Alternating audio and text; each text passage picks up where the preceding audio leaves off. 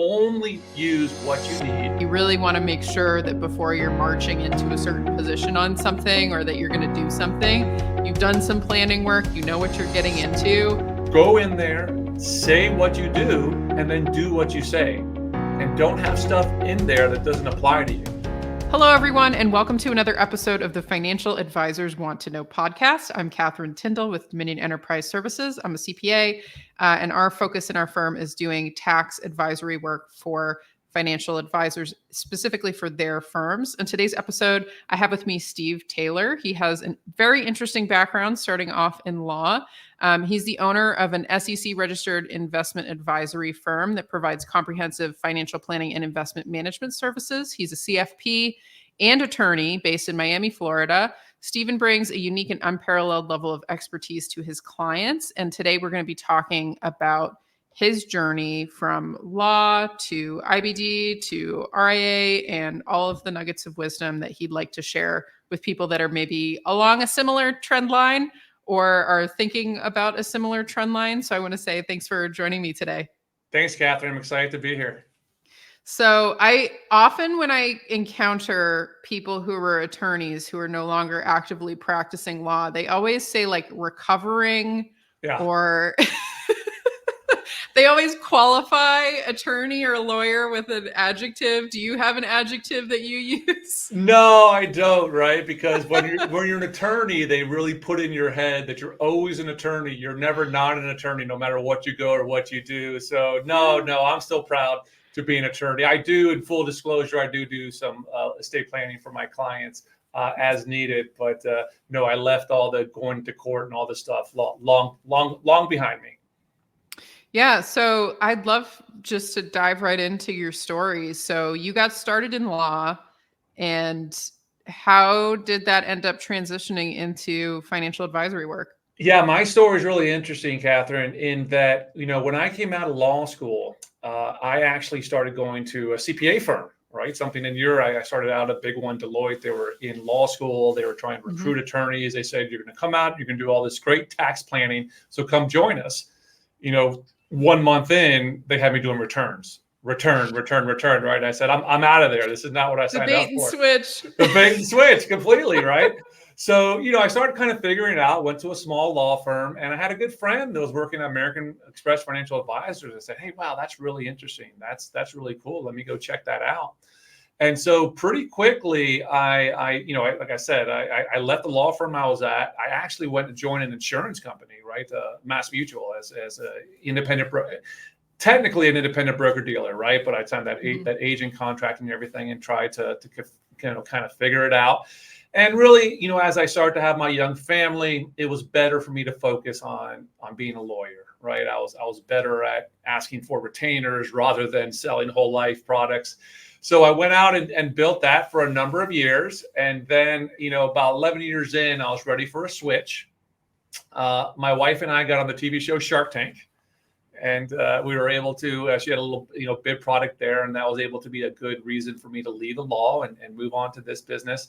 But then, about 10 years ago now, I left the law and I said, I want to go do this business. And I started it out by going to a friend who was at an independent broker dealer, which at the time was all that I knew that really existed. And I've learned a lot that wasn't the best route for me. Yeah. And so I'd love to hear more about your experience at the independent broker dealer and just maybe what were some of the misconceptions that you had in that environment that now when you look back, you realize like, oh, I should have realized that a lot sooner. Yeah, so it's going to be a similar story to many people out there on independent broker dealers, right? They're going to be practicing moving along and they're just going to start butting their head. They come up against this, they come up against that, right? As they start to understand, what's out there. And that really was, a lot of the story, but also it was the amount of, percentage they were taking. And I said, why are you what's the value here, right? What are you doing for me? And I was using at that time, and I still do use an outsourced asset management provider, a TAMP. And really, as I started diving into it, I said, they're not really doing anything for me. I don't see it. So let me go research and peek over the other side of the fence and see what else is out there. And really, it was just completely eye-opening. You have no idea. I mean, one of the things I'll tell people, if you're at an independent broker-dealer and you think the business is a certain way, it's not. That's just the rule they impose upon you, right? Talk to RIAs, go do your research on your own. There's so many other things out there. So when I started peeking over that bridge, that fence, and seeing everything that was out there, it just became compelling. I'm like, once I really, educated myself, I'm like, I can't stay here anymore. This makes no, it makes no sense to myself, for my clients or anything. I need to leave. Yeah. And what do you feel like was the biggest gap there in terms of where you felt like it wasn't a good fit? Yeah. So the issue with, and I'll come back now saying, having gone through it, right? The broker dealers are set up, okay, to try to help out and to help people who want to sell primarily commission-based products to distribute them and be compliant, right? When you have all these different products coming your way and people, with all these different bells and whistles, you are better suited at a broker dealer, right? Because they are going to have made provisions for it. If you read their compliance manual, it's like 1,000 pages long, where they take into account all these different things. And you want to be protected to a certain extent that, when a regulator comes down, that's a pretty good place for you to be if you're doing that. But if you're not doing commission-based business and you want to give advice and do, fee for advice, then really all the barriers and all the, the limitations that they put up are not needed.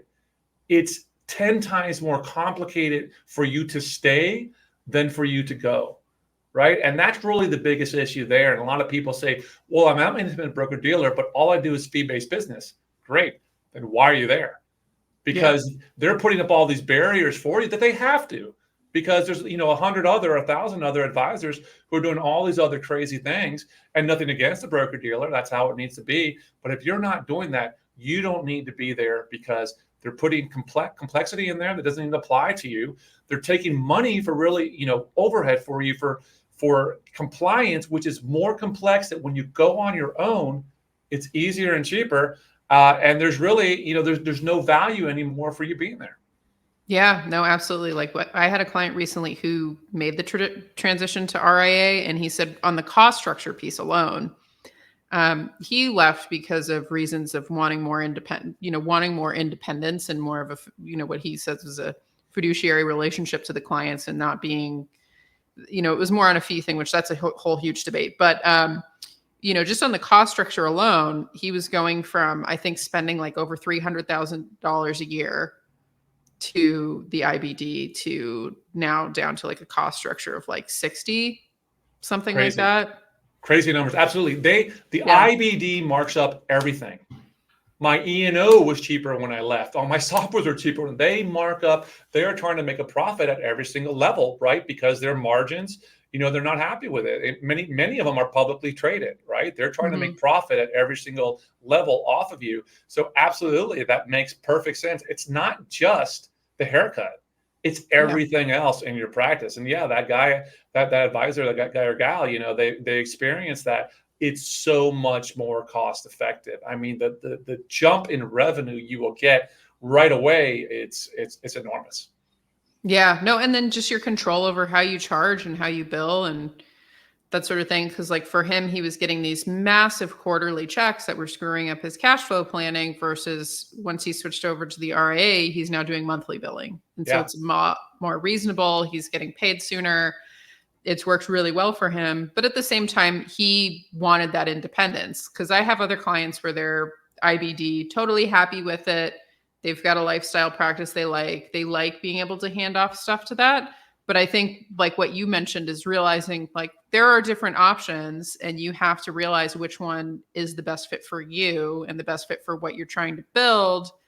And then also the best fit for, okay, let's think about exit planning. Like when you're actually going to exit out of this business, what do you want that to look like? And where do you want to go with that? Yeah. I mean, the biggest challenge when you go RIA is one nice thing that you have in the IBD universe is that you have a ready, set community of advisors and people to talk to. And they say, hey, listen, here's your succession plan. We have someone that's local to you. That's pretty nice. When you leave and go RIA, that kind of leaves, right? But there are many of them out there. You just got to go look for them. And I know there's other groups out there that are trying to kind of find that. But I'll tell you, Catherine, I mean, I have a call, I think it's tomorrow. I have to look at my calendar about these RIAs when they do go, out on, IBDs, when they go to RIA, they want to reach out like, hey, can you help me out? Can you tell me about this? Can you tell me about that? And I will tell you, listen, anybody wanting to, please, reach out to me. I'm happy. I'm always happy to have those conversations. But any other RIA out there that's similar to you, they're going to be more than happy to tell you about this and open up these doors and make these introductions for you, because, it's kind of like the rising tide lifts all boats. The more good advisors we have in the RIA atmosphere, doing good work and all of us connecting, it's better for all of us, right? Because when you get onto this side, right, and when you look at all the news on this side, it's all these big bad, consolidators that want to bring you in and make you a part of them. And they're some of them look like BDs, but a lot of them are really starting to look like wirehouses. And they're going to scare you the same exact way. The IBD will tell you, you need us for compliance because of all these potential issues that are out there, right? They'll dig you a hole and sell you a ladder. Same thing when you come over here with these large consolidators. You need us for scale and all this stuff. And it is simply not true. It is self-serving. So, go through it, reach out to other RIAs like us. We'll help you. We'll guide you. It's awesome over here. I mean, there is it's wonderful that you could set up any way you want to, but it's also a challenge because you could set up any way you want to. So I'll happily tell them, hey, listen, don't go down that trail, keep this simple and stuff like that. There's a lot of good people out there kind of figuring it out. Yeah, no. And that's been the kind of the impression that I have, kind of with a foot in both spaces on the client and tax side, is I've noticed that a lot of the RIA firms are just so open and ready to assist each other. And because it is like a free form, you can do whatever you want once you've got all the paperwork in place. It's Wild Westy. So one big question that I have is, so when you see people make this transition, like early on in the transition into RIA, what are some of the biggest mistakes that you see people make, or like pitfalls that they can hit early on into that transition experience? The number one biggest mistake you can make is when you start your own RIA and you get documents from templates from, unnamed in a box, right? to go in there, and they adopt those and sign those, and they think that's good enough. That is the number one biggest mistake you can make, because when you get audited, you're going to get slammed, because you're going to have all these provisions in that template that you don't know what they say. And they'll ask you, are you doing that? And you'll say no, because you didn't know it was there. What you do is you go through that with a compliance consultant or on your own, because what's wonderful about it is that all of the 90+% of the provisions in there, you don't have to have them in there. You can take them out. So it's an exercise of going through is go in there, say what you do, and then do what you say, and don't have stuff in there that doesn't apply to you. So that's the number one biggest thing you could do. And honestly, for those people that like doing business the right way, it's really a huge benefit and learning experience. And then you really learn through it and talk to a compliance consultant. Well, I don't want to do that. And they'll come back to you. Well, then take it out. Oh, really? Right. So maybe even before you go and before you start filing with the state, get all that the documentation, go through, talk to the compliance consultant, and it's an opportunity to build exactly, the practice that you want, put it on your compliance manual, and then you just follow that.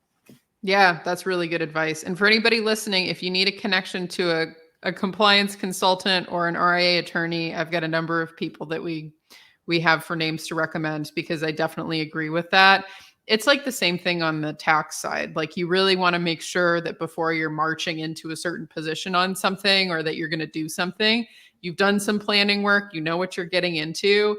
And just some of the figures that I've seen on the SEC fines for things, especially some recent cases that came out, it's not something you want to mess with. And it's like, at the time, you're just rushing to get everything set up and like move all the, if you're bringing accounts with you, getting everything moved over, and you're like, okay, well, let's just get this done and move on and get through it. But you really do need to invest the time into. Let me build upon what you just said, Catherine. It's Yeah. exactly like you're saying in the tax practice. And you have clients that go to you and love working with you because, listen, the tax code, right? It's black and white, maybe gray, but they like you. They like your advice. They trust you. You're advising them and telling them how to be compliant and to work within the tax universe.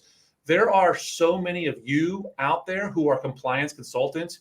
You won't believe it. I mean, there are hundreds, maybe not thousands that are out there. So you do not have to go to big blank in a box, right, to get your advice. There are so many consultants. That is so valuable. Because I was a lawyer, so I got my documents together.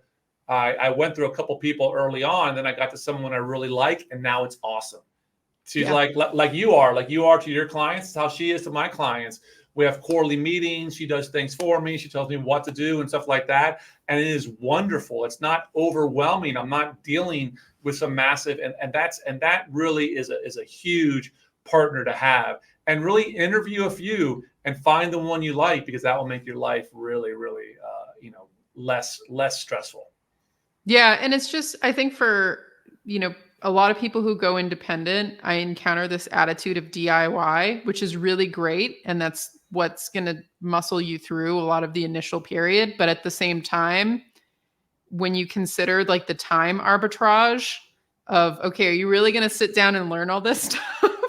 Or how, could you get in another couple million AUM that's going to pay for those fees really easy, and it's going to be something that you're going to get a future return on, versus you trying to decipher these documents or trying to decipher the rules yourself. Like, it's just not a good return on your time investment to go after that. So I've seen that at like that DIY attitude is like a double-edged sword.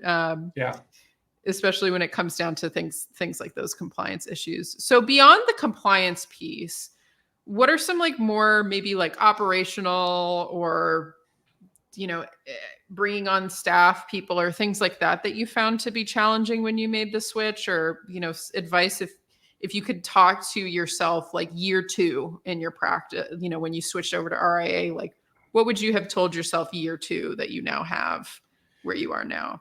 Yeah, no, that's a great question. That's funny. That's the exact question I ask in my podcast. Like, what would you tell to your younger self? What would you have done? What would you have done differently? Yeah. And so I would say, a lot of it when I was starting out, and I'll give you an example of something that I read on a Kitsy's blog or something like that, where this guy was going on and on in his questions, like, I don't know what CRM to use. I'm comparing these 4 CRMs and blah, blah, blah, blah, blah. And then the response comes, well, how many clients do you have? He's like, I have 2 clients. He's like, what? He's like, that is the last thing you should be, spending the time on. So don't spend any time. I mean, you keep it really simple. Only use what you need, right? Don't go into these long, deep dives about software this or software that. No, keep it very, very simple. Go out and grow clients. And then as you grow clients, you build the infrastructure behind it. If you only have 30 or 40 clients, that's fine. And manage it yourself. As you grow, you go hire someone. You don't need to add all these fancy tax planning or, financial planning until you really need it. Don't buy all that software and complicate your life when you don't have the need for it yet. Focus on keeping it simple, growing the clients, and then you bring the stuff in, because that's exactly what I'm going through now. And like every about year and a half, I'm doing kind of a new tech dive. Okay, where can we simplify? Where can we coordinate and stuff like that? And just to really focus on the priorities that are out there. That's the key. Don't get caught up in all these shiny bells and whistles, which don't matter. Now, people get caught up like that at the IBD side also. Oh, I'm going to adopt this software and it's going to be magical. No, people don't care. It's not nearly as important as you think it is. Oh, absolutely. That is such good advice. And I'm a big fan of the theory of constraints. And it's such a common thing I encounter in my industry too, of, oh, we need to build all this stuff, but it's like, that's not the bottleneck of where you are right now. Like, figure out where your bottleneck is and attack that. And like, yes, you are going to make future messes for yourself, but you want to get to those future messes instead of just like, oh, well, I'll just keep the current mess here and clean up all this other stuff until I get there. It's not, you're never going to grow doing that. So that's really, really great advice. And the keeping it simple. I actually had a funny story recently of an advisor who was asking me if he should bring income tax preparation into his firm. And he's probably at like the $2 to $3 million mark. And I said, well, this is probably going to create for you a lot of operational disruption, because income tax preparation work is like a completely different kettle of fish than financial planning. Like, it's just really, everything about it's different. The seasonality, the skill set, the personnel, the software, like you're going to have to bring all of this stuff on. What if you poured that same amount of energy in just a new client acquisition for what you already know? Like, what would that look like in terms of a revenue generator? And he was like, oh yeah, that makes a lot more sense. Because I'm like, you're tempted, right? Like, you're tempted to be like, oh, well, this adds more value to the clients. But it's like, well, what's the actual margin improvement that you're going to get from that, versus should you just increase your pie of clients and then you have the core competency of just the planning?